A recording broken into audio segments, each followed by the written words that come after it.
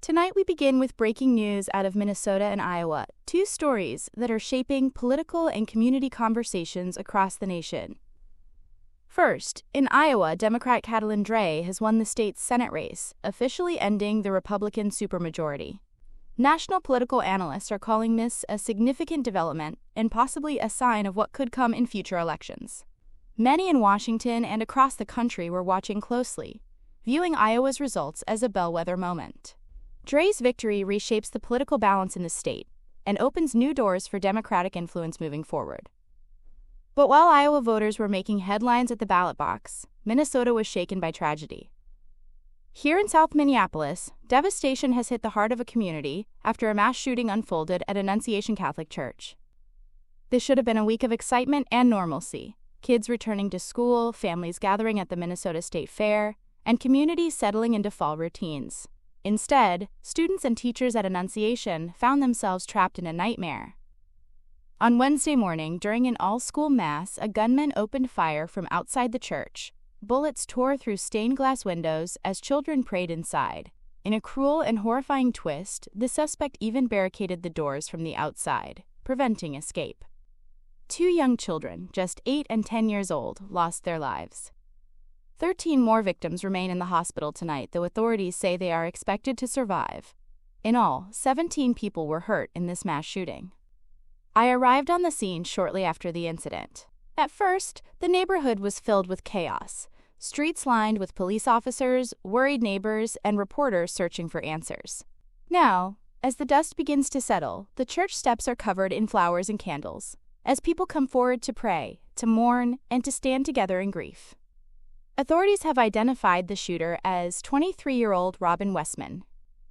Investigators say Westman left behind a disturbing manifesto filled with violent rhetoric, references to other school shooters, threats toward public officials, and hateful messages targeting multiple communities.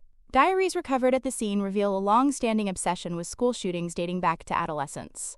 One chilling discovery included sketches resembling the layout of Annunciation Church, confirming that this attack was premeditated. Minneapolis Mayor Jacob Frey spoke with emotion shortly after the tragedy, saying simply, "Kids died today. This needs to be about them.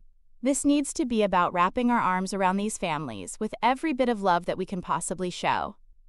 As part of their investigation, police have executed at least 4 search warrants, including at the shooter's residence in Richfield, where firearms and other evidence were recovered. It's clear that authorities are working around the clock to piece together how this attack was planned and why it happened. Meanwhile, the community is responding in strength and solidarity. Vigils have taken place across the city, including a large gathering at Lythurst Park on Wednesday night. Hundreds of people came together: parents, neighbors, teachers, and even elected officials like Senator Amy Klobuchar and Attorney General Keith Ellison. The group Moms Demand Action organized the event, calling for both healing and action. For many, the tragedy is deeply personal. One nurse who attended the vigil said she has seen gun violence countless times throughout her career. But this moment is different. It is in her own community, and it strikes at the very heart of innocence: children in prayer. From heartbreak to resilience, this tragedy has left Minneapolis changed forever. But amid the grief, we are seeing the power of community. Neighbors embracing one another, strangers leaving flowers, people standing side by side at vigils. It's a reminder that even in the darkest times, compassion can bring people together.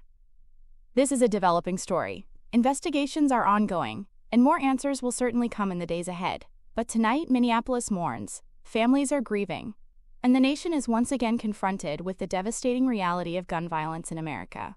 So what's your take? Drop a comment below.